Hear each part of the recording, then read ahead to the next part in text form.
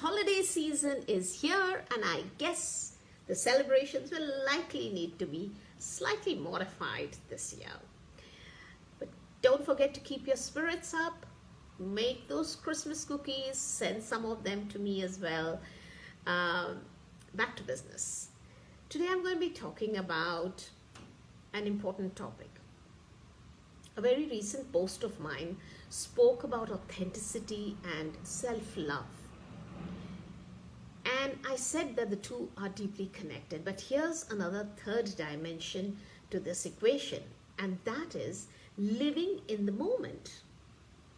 And another word for living in the moment is living mindfully. So why is mindfulness critical? Simply because life unfolds itself in the present moment. Sadly enough, though we all know this, we do keep getting caught either, kind of living in the past or worrying about the future, or then just simply letting the present slip away right under our nose. The Buddha said that all that we are is the result of what we have thought.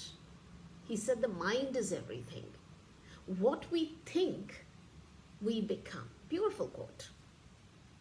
So living in the moment is called mindfulness. And during my coaching sessions, I use some mindfulness techniques. I focus on mindfulness because I completely believe in the fact that mindful people are happier, they're more empathetic, they're more compassionate, and they're more secure. And I've also noticed that when I use these techniques, I find that people who focus consciously on being mindful also develop a higher self-esteem. They're more accepting of their own drawbacks. And constructive feedback, even if the feedback is a bit negative, it's handled pretty well by them.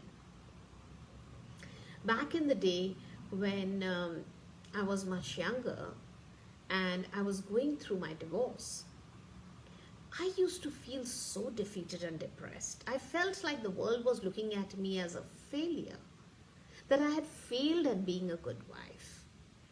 My self-esteem had taken a hit, and it was rock bottom. So after a year or so, I started putting on that mask of being happy, that I had gotten over it and moved on. And I made a vow to be the best mother on earth to my son. So people could turn around and say, she failed as a wife, but she is an excellent mother.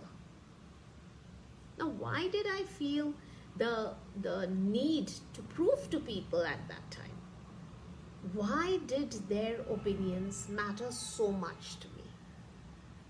Simply because, like many out there, I was divorced from my authentic self. To be accepted, I had to prove a point.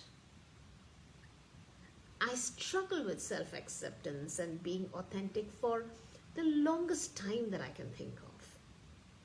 The last time I was in that zone of depression or on false masks, trying to prove a point, was about a good 15 years back. If I was going to live, I decided I will do it in the best possible way, on my own terms, without waiting for any external approvals. And I did that. In the process, what I did was I laid a strong foundation for high self-esteem, and ultimately I became much happier. Today, I love my life. I'm extremely grateful for all the lessons of life, and I continually learn how to keep improving as a human being, whilst I keep sharing my learning with others as well, because I know it's possible. I don't shy away from sharing my story. And many people around me know that, because I don't seek any approvals. No longer do I care about what others might think about my past. It doesn't matter to me anymore. Life is a cycle. Sometimes everything is great, and sometimes everything just kind of falls apart in a matter of seconds. But at the end of the day, it's about perspective. How do you choose to translate life's ups and downs to your own life? What is the story that you are telling yourself? And my conclusion after years of self-growth work is that a high self-esteem leads to being authentic, being comfortable in your own skin, and that ultimately equals a high level of happiness, which ultimately leads to a fulfilled life. What did I actually do to reach this point? Gratitude for one. The good, the bad, and the ugly. Every challenge, every moment of overwhelm, I reminded myself, is my opportunity to do my own human revolution. Every lesson learned has brought me closer to accepting myself as I am. Disciplining my thoughts consciously and with complete awareness, mindfully.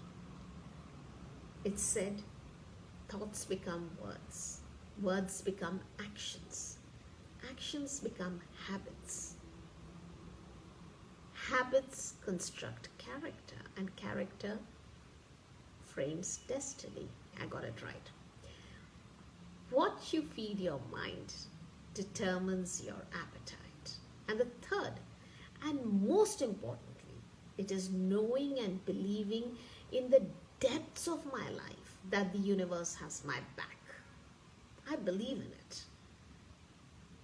Knowing that there is a presence that's far greater than me, supporting me always, is what's got me through. Nothing gives me more happiness and fulfillment than knowing that sharing my learnings with those who approach me for support. This has created significant shifts in the lives of many friends, acquaintances, as well as clients in my life.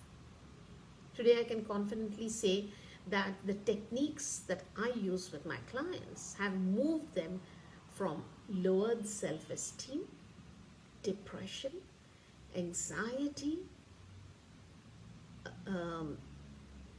lowered belief in their own potential, to being confident, secure, happy, positive, and learning to embrace the present moment. So important, right? Now, if you have liked this video, do share it with your friends, like it, subscribe to my YouTube channel. I'm giving the link below. And don't forget to include your comments and feedback. Wish you all a very Merry Christmas and a safe, healthy, and happy 2021.